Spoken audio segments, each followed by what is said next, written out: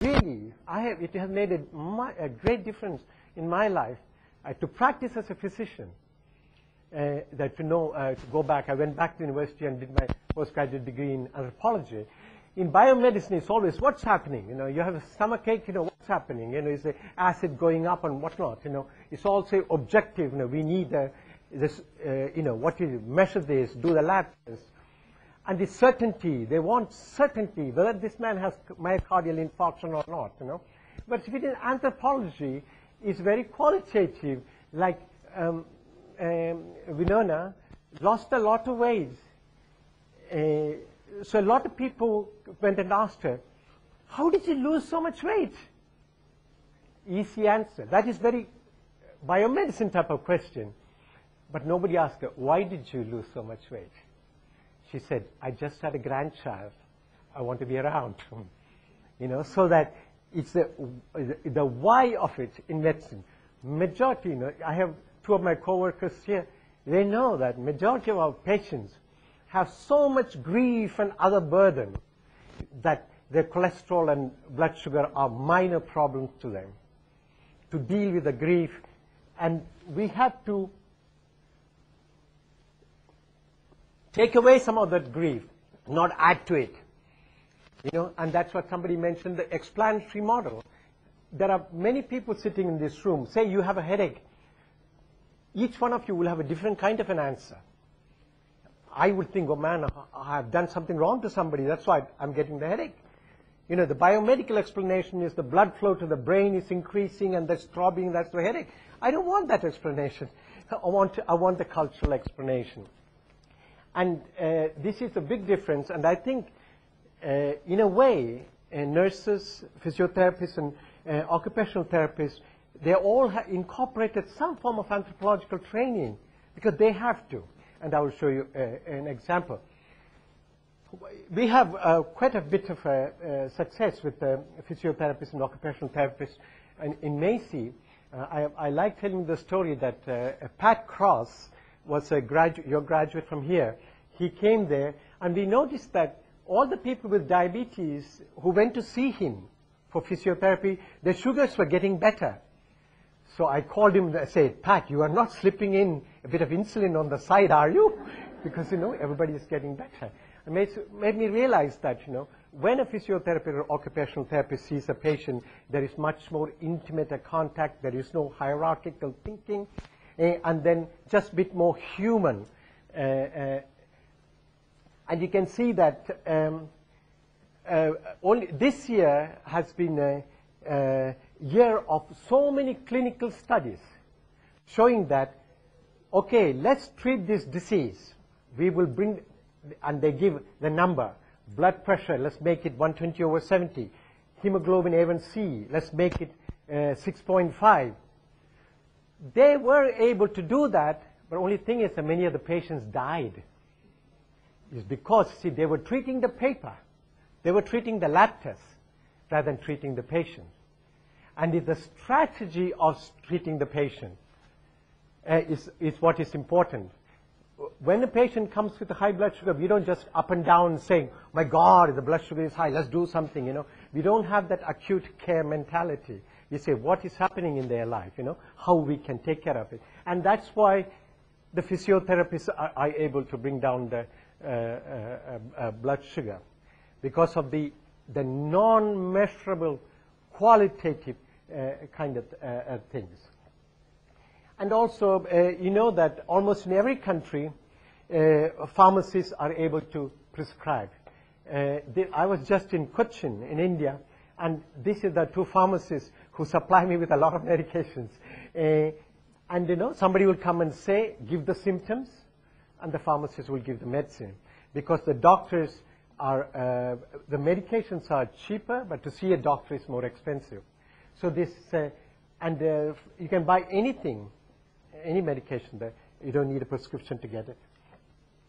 Okay, quickly I'll go into culture, society, community, etc. All right, each one of us have a worldview. Each one of us think of the world in our own terms. Somebody who lives in Omaha, Nebraska, their idea of the world is quite different from somebody who lives in Rangoon. you know, because every day, you know, believe me, when I'm in Havana, one of the things, welcome, one of the things I always, when I get up in the morning, I'm saying, where am I going to eat? Because it's a serious problem. You know, I have to find out, okay, lunch, I'll go to Deb's house, dinner time, I will appear at her house. You know, things like that you have to think. So you're not thinking like that. You're not getting up in the morning saying, where am I going to eat? You know. So where was this picture taken? This is about cultural knowledge, you know.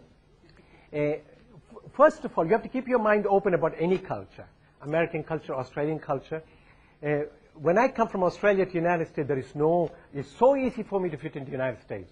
Because I have made no cultural adjustments. I've just moved this way, you know.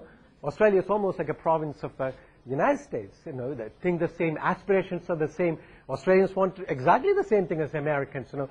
Homes and cars and families and bank accounts. But, you know, this lady is a little different. The only clue I can give you the name of the beer, Crystal beer. No, Puerto Ricans are not allowed to answer. Now, this is from Cuba. You can see that, you know, and also we can't make mistakes saying that, you know, all right, we're going to Macy, we're going to see this brown-skinned Americans. They're not, Indians are not brown-skinned Americans. Indians are Indians. You know, remember, to this day, 300 years of continuous contact, Omaha still think in a very specific Omaha way. They have not changed the thing. They've incorporated many of the other thinking, and you can see that, you know, there are Omahas in this room, very well educated. That doesn't mean that they have ceased being Omahas. They have not become American, you know. They're Omahas who have got doctorates and master's degrees. Crystal is a popular beer in Cuba. So if you knew that, you would know the picture was. The reason I'm showing all this, that, you know, like when you look at this picture, you can't just make any, you know, immediate comment.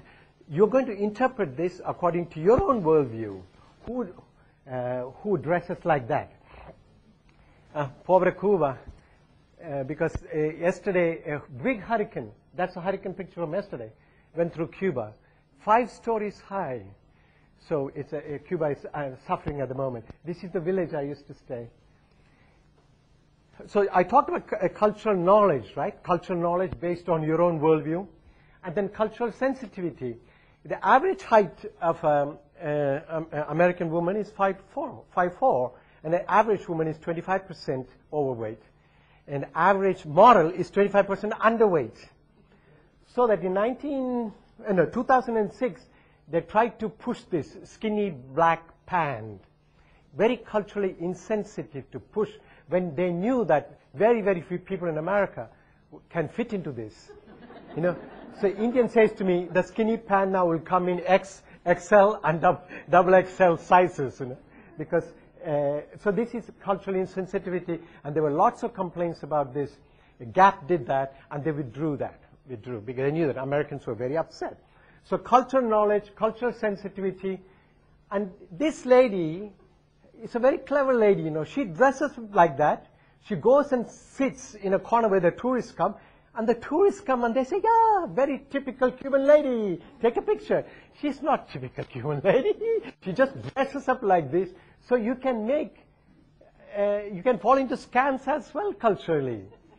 You know, because you think, oh, it's a Cuban lady, but everybody knows. Her picture is so many pictures on the internet, and people say, yeah, I thought she was very typical of Cuba. She would say $1 for the photo, and people take pictures thinking how unusual this lady looks. Don't judge people. It was very, very difficult for me to learn this because we come from cultures which are so judgmental, you know, what people wear, what people dress, what watches are they wearing, you know, what shoes they're wearing. And the Indians really taught me that, you know, just don't judge people, because the person sitting in front of you may have much more knowledge than you do. So if you don't respect, and if you say, you know that typically a 13-year-old Meskwaki boy has to learn 300 songs by heart. You know, that is like almost doing a PhD, isn't it? to know so much information. There are